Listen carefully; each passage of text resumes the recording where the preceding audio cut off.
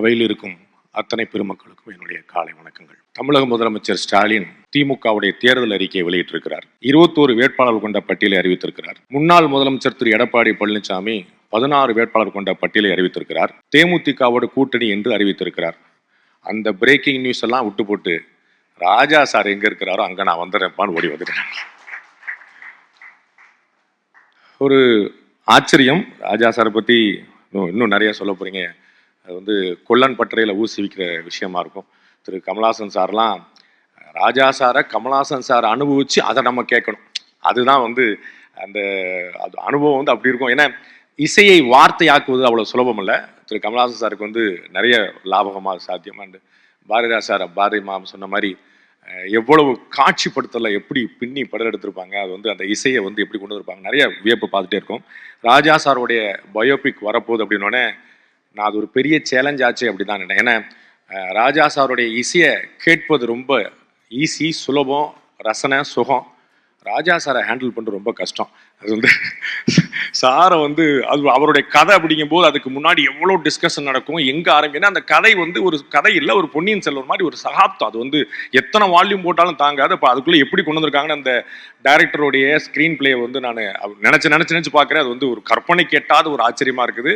எதிர்பார்ப்புகள் பயங்கரமா இருக்கும் அப்படிங்கிறது மட்டும் எனக்கு கண் முன்னாடி தெரியுது.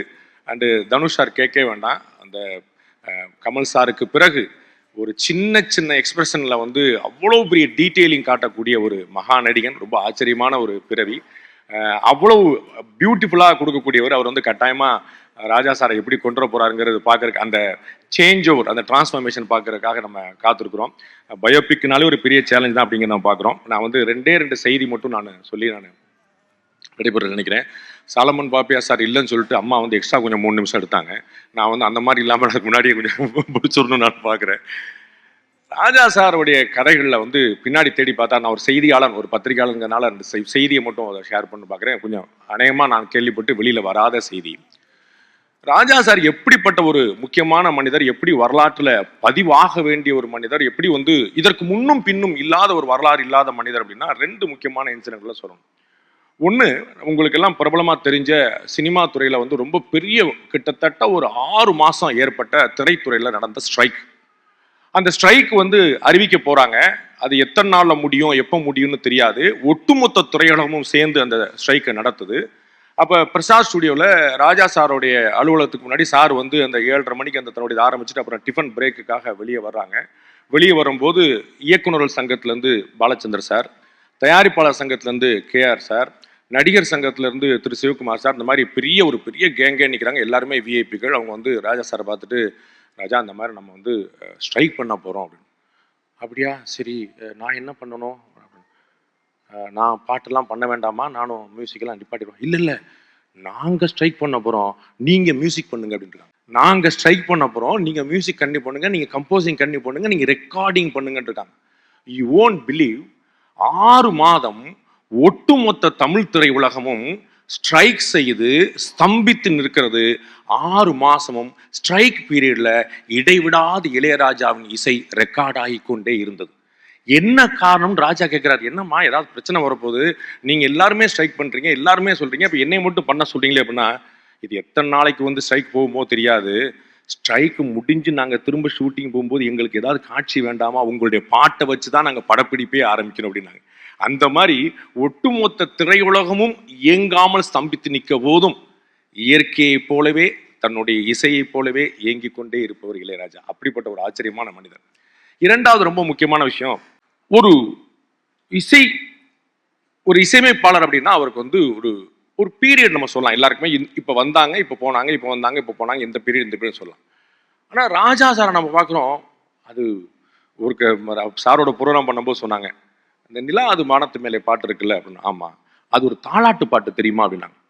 நிலா அது வானத்து மேலே தாலாட்டு பாட்டா? மணிரத்னம் சாருக்கு எப்படி போட்டு கொடுத்தேன்னு சொல்லி சொன்னாங்க. அதை வந்து போட்டு அது எப்படி வந்து தாலாட்டு பாட்டா இருந்தது, அப்புறம் எப்படி அது வந்து ஒரு பயங்கரமான ஒரு எழுச்சி மிக்க ஒரு பாட்டா மாறிச்சு, ஒரு கிளர்ச்சி மிக்க பாட்டா மாறிச்சு நம்ம பார்க்கிறோம்.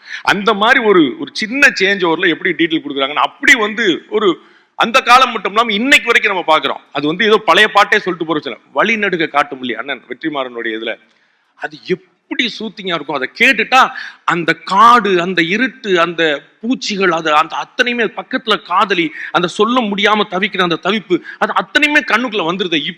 இப்ப கரண்ட்ல இவ்வளவு லாங் பீரியட். அம்மா சொன்ன மாதிரி எங்களுடைய அப்பா காலத்திலிருந்து, என்னுடைய காலத்திலிருந்து, என்னுடைய பிள்ளைகள் காலம் வரைக்கும் இது வெறுமன இசையுடைய டிராவலா மட்டும் இல்லாம அவருடைய ப்ரொஃபஷனுடைய டிராவலாவும் இருந்திருக்கு. ராஜா சார் மட்டும்தான் அவருடைய அலுவலகத்துல மட்டும்தான் ஒவ்வொரு நாளும் எவ்ரி டே 365 டேஸ் முழுக்க குறைந்தபட்சம் 10 இயக்குனர்கள் அல்லது தயாரிப்பாளர்கள் வந்து 25-30 இயக்குனர் தயாரிப்பாளர் வரை தினம்தோறும் ராஜா சாரோடைய ஆபீஸ் வாசல்ல நின்று இருக்கிறாங்க. எனக்கு ஒரு படம் பண்ணி கொடுங்க, எனக்கு ஒரு படம் பண்ணி கொடுங்க, எனக்கு ஒரு படம் பண்ணி கொடுங்க. கிட்டத்தட்ட 10-30 இயக்குனர்கள் தயாரிப்பாளர்கள் வரை ஒரு நாள் பாக்கலாம். 365 டேஸ். இது வந்து ஒரு 15-20 வருஷத்துக்கு மேல நடந்துகிட்டு இருந்த விஷயம். ஒரு நாள் 2 நாள்ல எவ்ரி டே. கற்பனை பண்ணும், ஒரே தீபாவளியில 3 படங்கள். ஒரே தீபாவளியில ஒன்னு ஆன்மீக படம், ஒன்னு கிரைம் படம், ஒன்னு சோசியல் படம். இப்படி நிறைய விஷயங்கள். ராஜா சாருடைய இசையில மட்டும் இல்ல, அவருடைய ப்ரொஃபஷன்லயும் ஒரு மெஷின் போல, ஒரு மேக்னெட் போல, ஒரு மெஜிஷியன் போல, அது என்னவாரெல்லாம் இருந்திருக்காருங்கிறது சொல்லவே முடியல. அது பெரிய ஆச்சரியங்களுடைய ஒட்டுமொத்த தொகுப்பு ராஜா சார். ராஜா சார் வந்து ஒரு மல்டி டைமென்ஷனல் பர்சனாலிட்டி. அவருடைய ஆன்மீக உலகம், அவர் ஒரு ஆச்சரியமான புகைப்பட கலைஞர் அப்படிங்கிறது உங்களுக்கு நிறைய பேர் தெரிஞ்சிருக்கும். பாலுமேந்திரா சார் வந்து இவருடைய போட்டோகிராஃபி ஸ்கில்ல பார்த்துட்டு அவருடைய கேமரா ஒன்று இந்த கேமரால எடுத்து பாருங்க, நீங்க சூப்பரா இருக்கும்னு சொல்லி சொன்னார். அந்த மாதிரி அவருடைய ஆன்மீக பயணம் சொல்லவே முடியாது. அவ்வளவு ஆச்சரியமான உணர்வுபூர்வமா டைரக்டா ஹார்ட்டை டச் பண்ணக்கூடியது. அவருடைய பர்சனல் லைஃப், அதுல வந்த மாற்றங்கள் எவ்வளவு. நான் வந்து அமரன் சாரோட ஒரு சின்ன ஒரு ப்ரோக்ராம் பண்ண போது அவருடைய வாழ்க்கை வரலாறு, 2 பேருடைய வாழ்க்கை வரலாறு இணைஞ்சது தானே. நம்ம கம்யூனிஸ்ட் கட்சியுடைய மூத்த தலைவர் டி கே ரங்கராஜன் சொல்றாரு, அவங்க எப்படி பேட்டவாய் தலையில, முக்கொம்புல, திருச்சியில எல்லாம் வந்து அவங்க வந்து பெல் நிறுவனம், அந்த மாதிரி நிறுவனங்கள்லாம் எப்படிலாம் அந்த காலத்துல வந்து அவருடைய மூத்த சகோதரர் பாவலரோட சேர்ந்து இசையமைச்சிருக்காங்க. இப்படி ஒரு டிராவல் லைஃப்ல வந்து ஒரு 13-14 வயசுல இருந்து இன்னைக்கு வரைக்கும் இப்படி ஒரு லாங்கஸ்ட் அண்ட் பியூட்டிஃபுல் அண்ட் ஈவென்ட்ஃபுல், இவ்வளவு ஆச்சரியமான டிராவல் வந்து கற்பனை பண்ண முடியாது. அம்மா சொன்னது போல உங்களுடைய காலத்தில் நாங்கள் வாழ்கிறோம். உங்களுடைய அன்போடு அங்கீகாரத்தோடு இது போன்ற மேடைகள் கிடைக்கிறது என்பதே இறைவனுடைய கொடை. நீங்கள் இன்னும் எங்களை வழிகாட்டி கொண்டே இருக்க வேண்டும். இந்த அற்புதமான முயற்சியில், இந்த பயோபிக் அப்படின்னாலே எப்பயுமே சேலஞ்சஸ் அதிகமானது. அதில் நிறைய எதிர்பார்ப்புகள் இருக்கும். அந்த சேலஞ்சஸை director and obviously the great hero அவங்க எல்லாருமே சேர்ந்து ஃபுல்ஃபில் பண்ணுவாங்கன்னு நினைக்கிறேன். இறைவன் துணை இருக்கட்டும். நன்றி, வணக்கம்.